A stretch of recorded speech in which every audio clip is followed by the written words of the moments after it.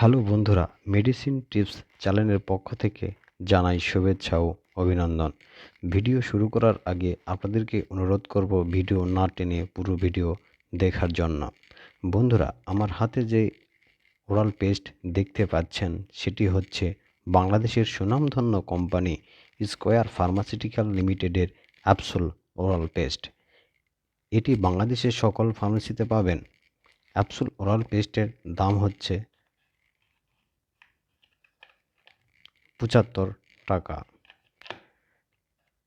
অ্যাপসোল oral পেস্টের উপাদান হচ্ছে আমলেক্সানক্স 5%। অ্যাপসোল ওরাল পেস্ট আলো থেকে দূরে 30 ডিগ্রি সেলসিয়াস তাপমাত্রার নিচে সংরক্ষণ করুন। সকল ওষুধ শিশুদের নাগালের বাহিরে রাখুন। বন্ধুরা, একটা কথা মনে রাখবেন, ওষুধ কেনার আগে ওষুধের ডেট ভালোভাবে দেখে নেবেন, কারণ ডেট এক্সপায়ারি ওষুধ ব্যবহার করা যাবে না। বন্ধুরা, এখনও আমার চ্যানেলটি সাবস্ক্রাইব না করে থাকলে আপনাদের মিষ্টি হাত দিয়ে আমার চ্যানেলটি সাবস্ক্রাইব করুন। পাশে থাকা বেল আইকনে ক্লিক করুন, যাতে আমার নতুন নতুন ভিডিও আপনারা সবার আগে পেয়ে যান।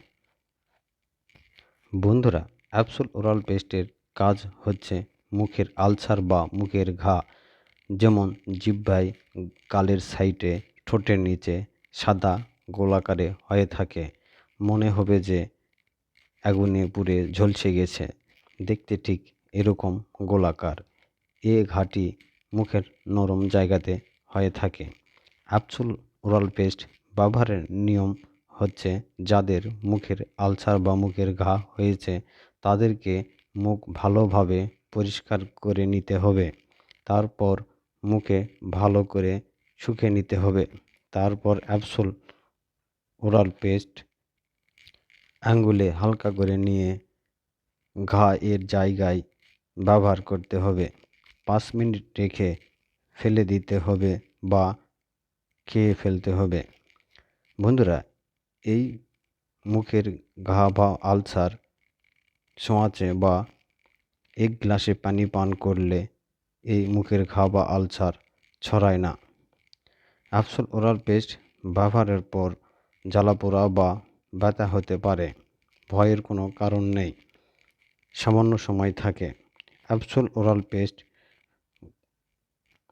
পার্শ্ব প্রতিক্রিয়া হচ্ছে বমি বমি ভাব, ডায়রিয়া হতে পারে, কিন্তু সবার ক্ষেত্রে হয় না।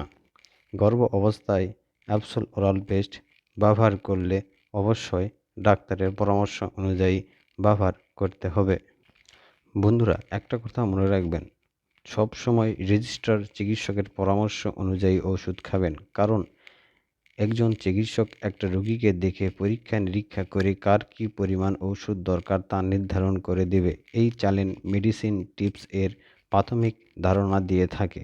এরপরও কেউ যদি ওষুধ গ্রহণ করে থাকে তাহলে তার নিজ দায়িত্বে ওষুধ গ্রহণ করবে। এই চ্যানেল কোনো প্রকার দায়ভার নেবে না। এতক্ষণ মেডিসিন টিপস চ্যানেলের সঙ্গে থাকার জন্য আপনাদেরকে সবাইকে ধন্যবাদ।